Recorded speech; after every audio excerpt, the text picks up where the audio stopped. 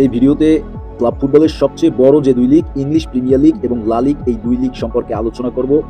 সেক্ষেত্রে English premier লিগে যারা মুখোমুখি হয়, যেসব ক্লাবগুলো খেলে থাকেন, Liverpool, Chelsea, Arsenal, Manchester City, Manchester United, নিউক্যাসলের মতো বড় বড় ক্লাব এই লিগে খেলে থাকেন। এছাড়া লা লিগার কথা যদি বলি, যেখানে রিয়াল মাদ্রিদ, বার্সেলোনা, অ্যাথলেটিকো মাদ্রিদের মতো বড় বড় ক্লাবগুলো খেলে। তো সবচেয়ে এই মুহূর্তে ক্লাব ফুটবলে জনপ্রিয় এই দুইটাই লিগ, ইংলিশ প্রিমিয়ার লিগ এবং লা লিগ।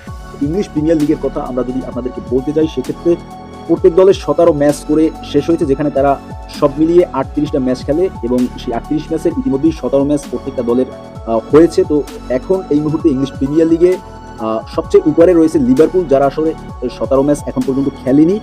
16 ম্যাচে তাদের পয়েন্ট 39, অর্থাৎ 39। এরপরে রয়েছে চেলসি, যারা 35, 17 ম্যাচ শেষে যাদের পয়েন্ট 35, অর্থাৎ আপনারা এই চেলসি সম্পর্কে জানেন, তারা 2021 সালেও কিন্তু চ্যাম্পিয়ন্স লিগ জয় করে।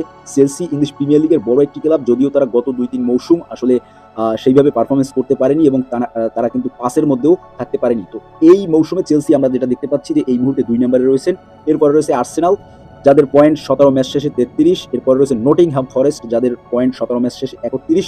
ব্রনমাউথ কিন্তু অনেক উপরে উঠেছেন এবং 5 নম্বরে তারা চলে এসেছেন, তাদের পয়েন্ট 17 ম্যাচ শেষে 28। এরপরে অ্যাস্টন ভিলা রয়েছেন।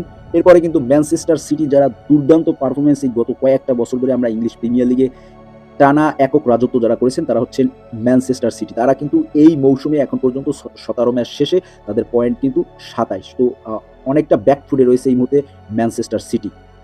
এরপরে আমরা যদি লা লিগা নিয়ে কথা বলতে যাই, সেখানেও ওই Real Madrid, Barcelona, Atletico Madrid, Villarreal, এই সমস্ত ক্লাব কিন্তু এই লিগে মুখোমুখি হয় এবং এই সমস্ত ক্লাবই কিন্তু প্রতিদ্বন্দ্বিতা করে থাকেন। এই মুহূর্তে প্রত্যেকটা দলের 18-19টা ম্যাচ এই লিগে শেষ হয়েছে। সেক্ষেত্রে অ্যাথলেটিকো মাদ্রিদ 18 ম্যাচ শেষে তাদের পয়েন্ট রয়েছে 41, অর্থাৎ 41। তারা এই মুহূর্তে টেবিলের 1 নম্বরে অবস্থান করছেন। এরপরে রয়েছে রিয়াল মাদ্রিদ, যাদের পয়েন্ট 18 ম্যাচ শেষে 40, তারা কিন্তু টেবিলের 2 নম্বর পয়েন্টে অবস্থান করেছেন। এরপর রয়েছে বার্সেলোনা, তাদের পয়েন্ট 19 ম্যাচে 38। এই বার্সেলোনা কিন্তু লিগের প্রথম অবস্থায়, অর্থাৎ লা লিগা শুরু হওয়ার প্রথম অবস্থায় কিন্তু দুর্দান্ত পারফরমেন্স করেছেন এবং তারা কিন্তু 10 থেকে 14 ম্যাচ পর্যন্ত টেবিলের একেবারে প্রথম স্থানে ছিলেন এবং তারা কিন্তু লিগ জিতে যাবে এরকমেরই একটা পর্যায়ে কিন্তু প্রথম অবস্থায় ছিলেন। তো সেখান থেকে সেই বার্সেলোনা কিন্তু এই মুহূর্তে 19 ম্যাচ শেষে তাদের পয়েন্ট রয়েছে 38, যেখানে রিয়ালের চেয়ে 2 কম এবং অ্যাথলেটিকো মাদ্রিদের চেয়ে 3 কম। এরপর রয়েছে অ্যাথলেটিকো বিলবাও, ভিয়ারিয়াল, মাল্লোটা। এই সব ক্লাবের মধ্যে সবচেয়ে বেশি এখানে চ্যাম্পিয়ন হতে দেখা যায় রিয়াল মাদ্রিদ এবং বার্সেলোনাকে। অ্যাথলেটিকো মাদ্রিদও মাঝে মাঝে চ্যাম্পিয়ন হয়, তবে অ্যাথলেটিকো মাদ্রিদ 2-3 এর মধ্যে সবসময় থাকে।